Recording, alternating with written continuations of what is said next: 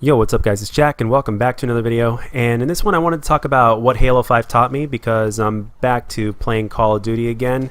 I had the Halo stream going on late last night, and then after playing for so long, and on top of that you've also had I just kept on getting shot in the back way too many times, and on top of that there were just players that were just too good that I was matching up with, so it was definitely frustrating.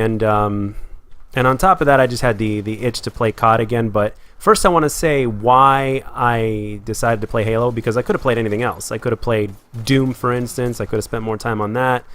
Or some other first-person shooter game that I might have wanted to play or whatnot. Or even like Titanfall 2 or something like that. But I decided to go with Halo because, number one, Halo is challenging as hell. And number two, they made some changes to free-for-all. They've added this playlist that made it even more competitive, along with their already skill-based matchmaking if you're playing ranked, which I was, and the settings seemed really good to me. There were no assault rifles, so it wasn't cheesy. It was all skill, and for the most part, it was great. I mean, obviously there are some things that need to be fixed, in my opinion. Like some of the spawns sometimes could be a little too crazy because, well, sometimes you'll spawn and you'll already have a nade at you ready to explode, like upon spawning, and you can see people spawn in front of you in some instances, and in other instances you can spawn literally right next to somebody. So that's something that I think needs to be fixed, but in time it will be fixed, I'm pretty sure.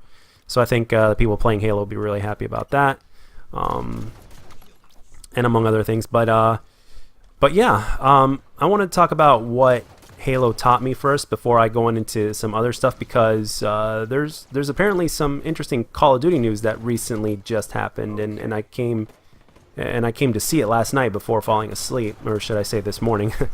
But what Halo taught me, if anything, was patience, and it also reminded me just how crazy the skill-based matchmaking can be in this game, especially really late at night, because there's not as many people that play.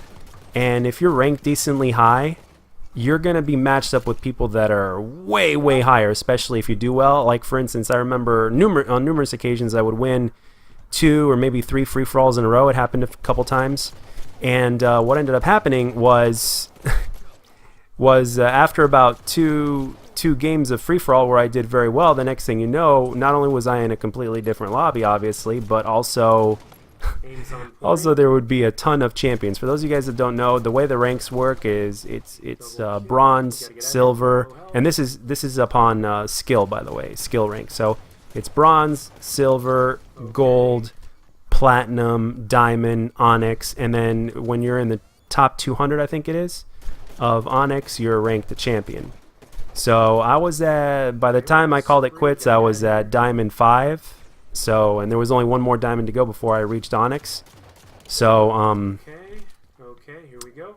So, I kept on getting matched more often than not against a lot of Onyx players, good Onyx players, and champions. I remember there was one lobby there were like 3 or 4 champions and 2 Onyx players, and I was the only I was the only guy at Diamond. And with the game like this, there's so little you can do. It's different with Call of Duty, with a game that I've been playing for the last seven and a half years, and it's a little bit different if I were to all of a sudden play, to play league play and to get matched up against really good players, because it's I've at least got pretty good, pretty decent gun skill to at least make up for anything else that I would be lacking in terms of Call of Duty.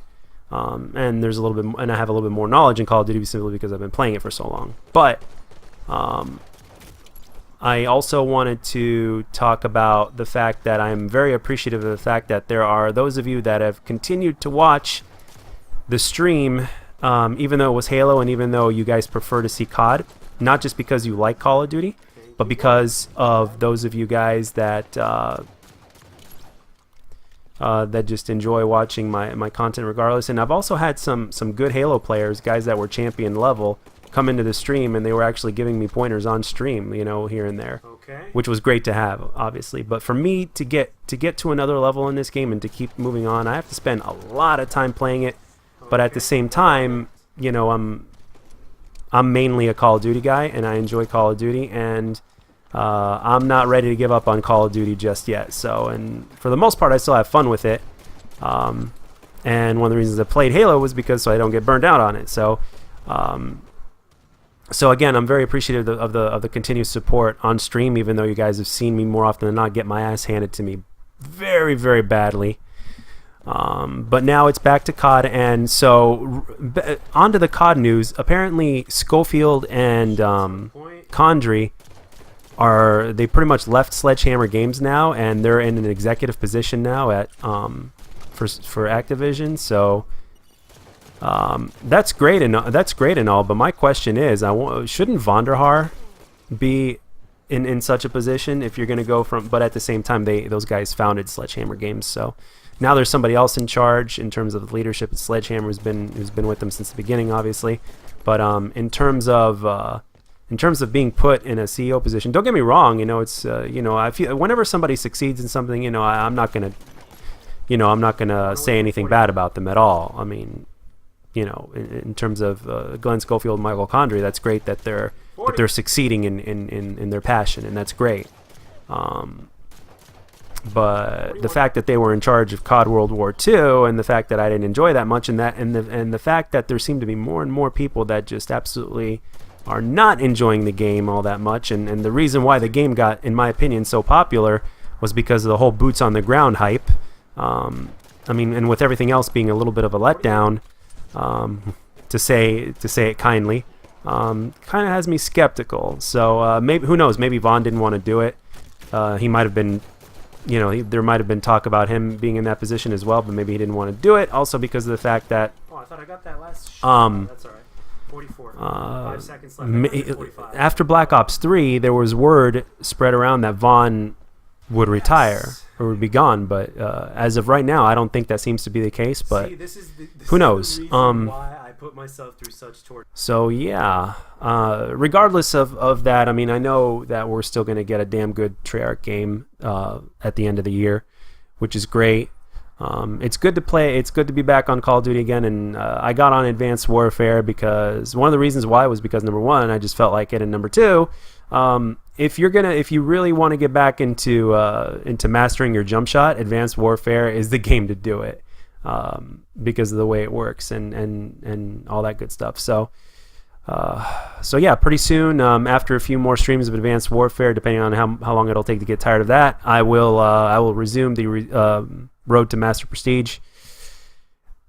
Yeah, on Black Ops 2, and then by the time I'm finished with that, I'm gonna just keep going back and forth between Call of Duties, and then lo and behold, Treyarch will be ready. And obviously, yes, the PlayStation 4 is still on schedule.